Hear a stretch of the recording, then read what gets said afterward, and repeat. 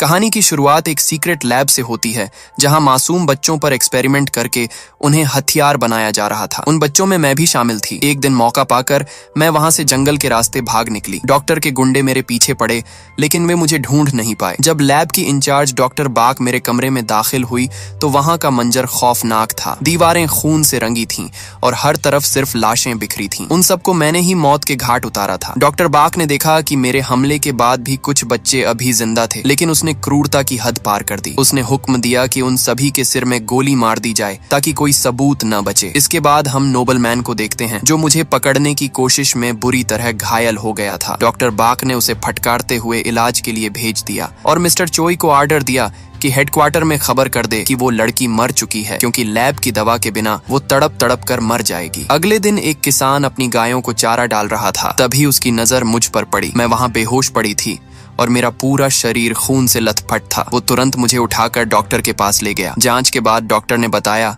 कि सिर पर लगी गहरी चोट की वजह से मेरी याददाश्त पूरी तरह जा चुकी है। मिस्टर ली और उनकी पत्नी की कोई संतान नहीं थी, इसीलिए उन्होंने मुझे गोद लेने का फैसला किया और डॉक्टर से वादा लिया कि वो मेरे मिलने की बात किसी को नहीं बताएंगे। इस हादसे के 10 साल बाद मैं अब बड़ी हो चुकी थी। पढ़ाई में मैं हमेशा टॉपर रहती थी और इसके साथ ही खेत में अपने पिता के साथ काम भी कराती थी। लेकिन हमारे हालात बिल्कुल अच्छे नहीं थे, क्योंकि गायों के दाम गिरने से भारी नुकसान हो रहा था। सबसे बुरा तो ये था कि मेरी माँ को अल्जाइमर हो गया था। उनके इलाज के लिए बहुत पैसों की जरूरत थी, जो खेती से जुटा पाना नामुमकिन लग रहा था। रात को मेरे सिर में भयानक दर्द हुआ। ऐसा लग रहा था जैसे नसें फट जाएंगी। ये मेरे अतीत में हुए एक्सपेरिमेंट का साइड इफेक्ट था, लेकिन मैंने घर में किसी को भनक तक नहीं लगने दी। उसके बाद मैंने इंटरनेट पर माँ के इलाज ढूंढे, लेकिन इलाज बहुत महंगा था। अगले दिन मैं अपनी सहेली म्योंग ही से मिली, जो मुझे बताती है कि शहर में एक टैलेंट शो हो रहा है जिसका इनाम पूरे 30 लाख रुपए है। इतनी बड़ी रकम से मेरी माँ का इलाज और घर की सारी मुसीबतें खत्म हो सकती थी। इसलिए मैंने ये टैलेंट शो ज्वाइन करने का फैसला किया और तुरंत ऑडिशन देने पहुंच गई। वहां मैंने एक गाना गाया और अपनी छिपी हुई शक्तियों का इस्तेमाल करके माइक्रोफोन को बिना छुए हवा में उठा दिया, जिससे मेरा सिलेक्शन हो गया। लेकिन शाम को टीवी पर यह देख मेरे माता पिता के होश उड़ गए। वो डर रहे थे कि कहीं मेरी शक्तियों का राज दुनिया के सामने ना आ जाए। मैंने उन्हें समझाया कि इनाम जीतते ही मैं यह सब छोड़ दूंगी, लेकिन मैं गलत थी। मुझे अंदाजा भी नहीं था कि उस नेशनल टीवी पर ऑडिशन देकर मैंने अपनी जिंदगी की सबसे बड़ी गलती कर दी है। मेरा ऑडिशन डॉक्टर बाक ने भी देख लिया और मेरी छिपी शक्तियों को देखते ही वो समझ गई कि ये वही लड़की है जो बचपन में भाग गई थी। उसने तुरंत मिस्टर चोई को मुझे ढूंढने का आदेश दिया। उस रात मेरी सहेली म्योंगी मेरे घर पर ही रुकी थी, लेकिन जैसे ही मैं अपने कमरे में गई मुझे फिर से सिर दर्द होने लगा। इस बार दर्द इतना भयानक था जैसे सिर के टुकड़े हो जाएंगे। मैं इस बात से बिल्कुल बेखबर थी कि घर के बाहर अंधेरे में मिस्टर चोई खड़ा है और उसने मेरे घर का पता लगा लिया है। अगले दिन हम ऑडिशन देने के लिए ट्रेन से सियोल जा रहे थे। म्योंगी को पूरा भरोसा था कि इस बार भी मैं पक्का जीत जाऊंगी। सफर के दौरान हमारे सामने वाली सीट पर एक लड़का बैठा था जो देखने में इतना हैंडसम था कि म्योंगी देखते ही उस पर फिदा हो गई। लेकिन उस लड़के की नजरें सिर्फ मुझ पर टिकी थी। उसने अजीब दावा किया कि मैं तुम्हें बचपन से जानता हूँ, याद करो मुझे। लेकिन मुझे कुछ भी याद नहीं आया। असल में ये वही लड़का नोबलमैन था जो 10 साल पहले मुझे पकड़ने में नाकाम रहा था। जब मुझे कुछ याद नहीं आया तो उसने अचानक मुझ पर हाथ उठाने की कोशिश की। मैं डर गई और मेरी आंखों में आंसू आ गए, लेकिन उस लड़के की आंखों में कोई डर नहीं था। लेकिन पता नहीं कैसे उसे यकीन हो गया कि मैं वही लड़की हूं, इसीलिए वो वहां से उठकर चला गया। लेकिन वो इतना पागल था कि जाते जाते उसने गुस्से में एक बेकसूर आदमी को बुरी तरह पीटा और चलती ट्रेन से नीचे फेंक दिया। जैसे तैसे मैं ऑडिशन देने पहुंची। मेरी परफॉर्मेंस इतनी अच्छी थी कि मैं तुरंत सेलेक्ट हो गई। इसके बाद जब हम बाहर निकल रहे थे तभी अचानक मेरे सिर में तेज दर्द होने लगा। मैं भागकर बाथरूम में गई। इस बार मेरी नाक से खून भी बह रहा था। मुझे डॉक्टर की कही बात याद आ गई कि मुझे एक दुर्लभ दिमागी बीमारी है। मेरे पास जिंदा रहने के लिए सिर्फ 1 या 2 महीने ही बचे थे और इसका इलाज सिर्फ डॉक्टर बाक के पास था। मैंने खून साफ किया और बाहर आ गई। टैक्सी का इंतजार करते हुए हमें कुछ ही पल हुए थे कि अचानक 2 काली गाड़ियां हमारे सामने आकर रुकी। उनमें से कई लोग निकले और हमें लिफ्ट देने की जिद करने लगे। उनका इरादा हमें किडनैप करने का था। जब म्योंगी ने मना किया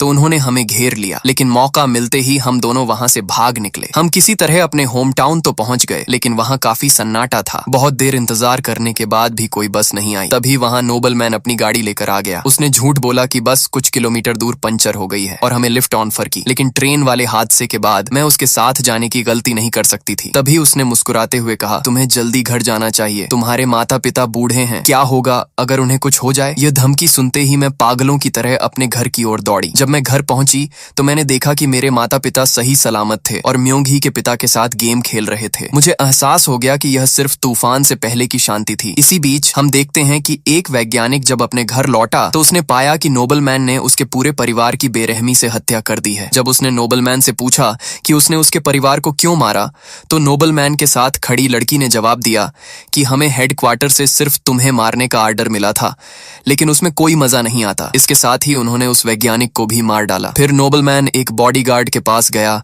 जो अभी भी सांस ले रहा था। यहाँ हमें पता चलता है कि नोबलमैन के पास भी टेलीकाइनेसिस की शक्ति है। उसने अपनी शक्ति का इस्तेमाल करके गन को हवा में उठाया और फिर उसे तड़पा कर मार दिया। उधर कंपनी में भी खेल पलट रहा था। डॉक्टर बाक ने मिस्टर चोई को बुलाया और कहा कि अब तुम्हें आराम करना चाहिए, इसलिए छुट्टी ले लो। लेकिन मिस्टर चोई समझ गया कि डॉक्टर बाक उसे काम से निकालने की कोशिश कर रही है, क्योंकि मेरा पता मिलने के बाद अब कंपनी को मिस्टर चोई की जरूरत नहीं रही। वो अपनी नौकरी बचाने के लिए सीधे अपने बॉस के पास पहुंचा, लेकिन बॉस ने उसे एक नया और खौफनाक मिशन दिया। उस लड़की को डॉक्टर बाक के पकड़ने से पहले ही मार डालो और उसका दिमाग निकाल कर मेरे पास लाओ। अब मेरे पीछे सिर्फ डॉक्टर बाक ही नहीं बल्कि एक और मौत का सौदागर लग चुका था। इधर मैं और मेरा परिवार उस खतरे से बिल्कुल अनजान थे जो हमारे सिर पर मंडरा रहा था। रात को अचानक मुझे बहुत घबराहट होने लगी। मेरी नींद खुली और जब मैं बाहर आई तो अचानक एक आदमी ने मेरे सिर पर बंदूक तान दी। मैंने देखा कि मिस्टर चोई के आदमियों ने मेरी सहेली म्योंग ही को भी पकड़ रखा था। मैं उनके सामने गिड़गिड़ाने लगी कि तुम लोग मेरे साथ ऐसा क्यों कर रहे हो, मैं वो लड़की नहीं हूँ जिसे तुम ढूंढ रहे हो। लेकिन उनमें से एक ने अपने चेहरे के पुराने घाव दिखाते हुए कहा, ये घाव तुमने ही मुझे दिया था और अब तुम मुकर रही हो। मैं बार बार दया की भीख मांगती रही, लेकिन जैसे ही उन्होंने म्योंग ही की गर्दन पर चाकू गड़ाया मेरा सब्र टूट गया। पलक झपकते ही मैंने वहां खड़े उन सभी आदमियों को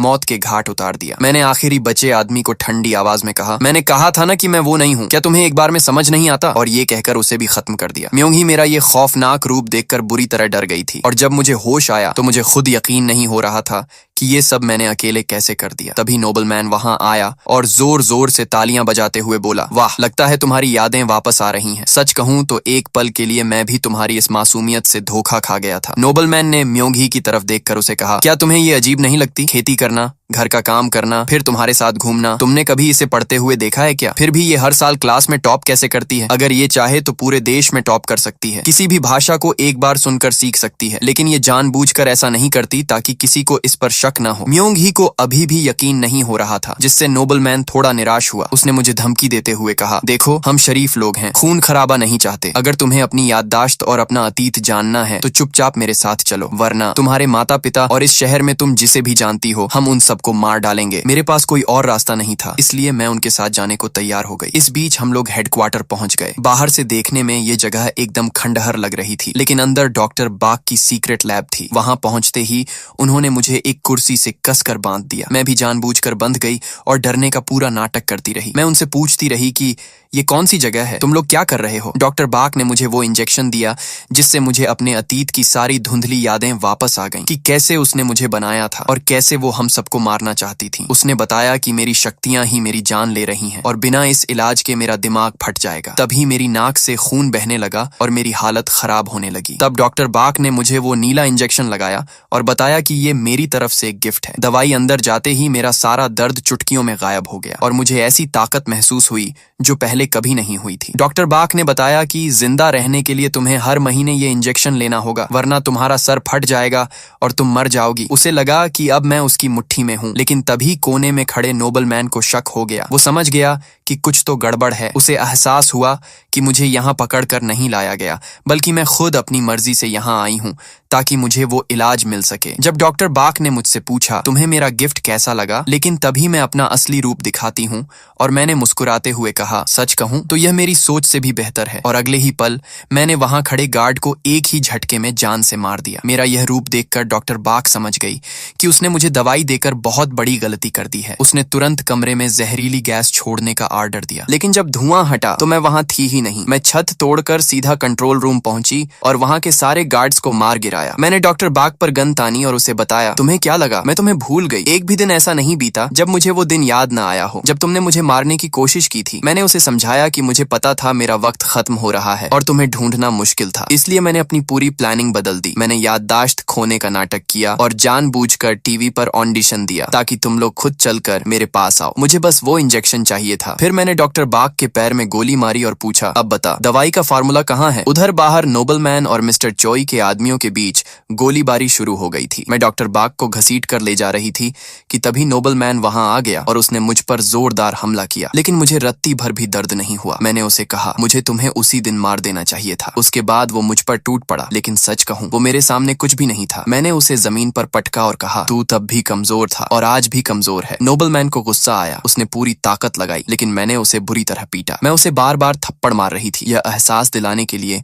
कि वो मुझसे कितना कमजोर है। आखिर में मैंने एक जोर की लात मारी और उसे दूर फेंक दिया। मैं नोबलमैन को मारने ही वाली थी कि तभी किसी ने मुझे गोली मार दी। मैंने मुड़कर देखा तो वो मिस्टर चोई था। वो यहाँ सबको खत्म करने आया था, लेकिन यहाँ का हाल देखकर उसे समझ आ गया कि आधा काम तो मैंने पहले ही कर दिया है। तभी नोबलमैन की साथी लड़की ने मिस्टर चोई पर हमला करने की कोशिश की, लेकिन मिस्टर चोई ने उसे पकड़ लिया और घूंसे मार मार कर उसे बेहोश कर दिया। तभी मिस्टर चोई ने देखा कि मैं वहां से गायब हूँ। वो मुझे ढूंढ ही रहा था कि मैं अचानक उसके पीछे आकर खड़ी हो गई। मैंने उससे कहा कि मैं तो तुम्हें भूल ही गई थी। ये सुनकर मिस्टर चोई ने मुझ पर हमला कर दिया। उसने मुझे मारने की पूरी कोशिश की, लेकिन मेरी ताकत के आगे वो टिक नहीं पाया। मैंने एक ही झटके में मिस्टर चोई की गर्दन तोड़ दी और उसे भी मार दिया। अब वहां केवल मैं और नोबलमैन बचे थे। नोबलमैन आखिरी सांस तक हार मानने को तैयार नहीं था। उसने कहा, तुझे दवा चाहिए ना, वो कंट्रोल रूम की तिजोरी में है। तभी वो दूसरी लड़की जो बेहोश थी फिर खड़ी हो गई। उसने पीछे से मुझ पर हमला किया, लेकिन मैंने तुरंत पलटकर उसका मुंह बंद कर दिया और उसे जान से मार डाला। लेकिन मरने से पहले उसने मेरे पेट में चाकू घोंप दिया। मैं अपने पेट में लगे उस चाकू को देख ही रही थी कि तभी नोबलमैन ने मेरे सिर पर बंदूक तान दी। वह ट्रिगर दबाने की पूरी कोशिश कर रहा था, लेकिन दबा नहीं पा रहा था क्योंकि मैंने टेलीकाइनेसिस से उसे पूरी तरह कंट्रोल कर लिया था। मैंने अपने पेट से चाकू निकाला और नोबलमैन पर टूट पड़ी। मैंने उसे कई बार चाकू मारा, जिससे वह खून से लथपथ होकर जमीन पर गिर गया। मैंने उसके सिर पर बंदूक तान दी और पूछा कि दवाइयों वाला लॉकर कहाँ है, लेकिन नोबलमैन ने कहा कि उन्होंने हमें ऐसा राक्षस बना दिया है कि हम चाहकर भी ठीक से मर नहीं सकते। उसकी यह बात सुनकर मैं हंस पड़ी और उससे पूछा, तुम इतने उदास क्यों हो? मैं तुम्हें मार डालूंगी और तुम्हारी ये मुश्किल आसान कर दूंगी। बस चुपचाप मुझे बताओ कि लॉकर कहाँ है। नोबलमैन ने मुझे समझाया कि यह सब बेकार है और पूछा कि क्या तुम वाकई इस तरह जीना चाहती हो? लेकिन मैंने साफ कह दिया कि मुझे इस तरह की जिंदगी से नफरत है। मुझे तो बस जायून के रूप में अपने माता पिता के साथ रहना था। और यह कहने के बाद मैंने उसे भी मार डाला। सबका किस्सा खत्म करने के बाद मैं लैब के अंदर गई। मैंने वहां मौजूद वो सारी दवाइयां अपने साथ ले ली जिनकी मुझे सख्त जरूरत थी। सब कुछ खत्म करने के बाद जब मैं घर लौटी तो वहां पुलिस को पाया, इसलिए मैं छिपते हुए अपने माता पिता से मिलने अस्पताल गई। वहां मुझे पता चला कि माँ की हालत बहुत नाजुक है। वो अल्जाइमर की आखिरी स्टेज में थी। उन्हें बचाने के लिए मैंने अपने पिता को वो दवा दी जो मैं लैब से लाई थी। मैंने उनसे कहा कि यह दवाई माँ को और 8 महीने तक जिंदा रख सकती है, लेकिन मेरे पिता ने दुखी होकर कहा कि माँ के लिए अब भगवान के पास जाना ही सबसे अच्छा होगा ताकि उन्हें इस दर्द से मुक्ति मिल सके। मैंने पिता से वादा किया कि मैं उनके लिए वापस आऊंगी, लेकिन जाने से पहले मेरे पिता ने भावुक होकर कहा, चाहे तुम कहीं भी पैदा हुई हो, चाहे तुम कैसे भी पैदा हुई हो, हमने तुम्हें हमेशा अपनी सगी बेटी की तरह ही प्यार किया है। उन्होंने मुझे जाने के लिए कहा और जब वे पीछे मुड़े तो मैं वहां से जा चुकी थी। जाते वक्त मेरी सहेली म्योंग ही को भी महसूस हुआ कि मैं वहां आई थी। शायद यह हमारा आखिरी अलविदा था। 3 महीने बाद कहानी एक नई जगह पहुंचती है। मैं डॉक्टर बाग की जुड़वा बहन आयरीन के पास पहुंची, जो इन सबसे दूर एक शांत जीवन जी रही थी। लेकिन मैंने उसे भी ढूंढ लिया क्योंकि मुझे अपनी बीमारी का अभी तक कोई पक्का इलाज नहीं मिला था। मुझे देखकर आयरीन ने कहा, तो तुम हो जायून, मैंने तुम्हारे बारे में बहुत सुना है। मैंने जवाब दिया, तो तुम्हें पता होगा कि तुम्हारी बहन और बाकी लोगों के साथ क्या हुआ। मुझे अपनी बीमारी का परमानेंट इलाज चाहिए और मुझे पता चला है कि उसका रास्ता तुम बताओगी। तभी आयरीन ने डरकर मुझे 20 महीने की दवाई दे दी और ताना मारते हुए कहा, और तुमने इतनी छोटी सी बात के लिए इतनी तबाही मचा दी। और इसी सस्पेंस के साथ ये कहानी यहीं खत्म होती है। अगर आपको इसका पार्ट 2 भी देखना है तो कमेंट में पार्ट 2 जरूर लिखना। वीडियो अच्छी लगी हो तो लाइक करना मत भूलना। मिलते हैं अगली वीडियो में।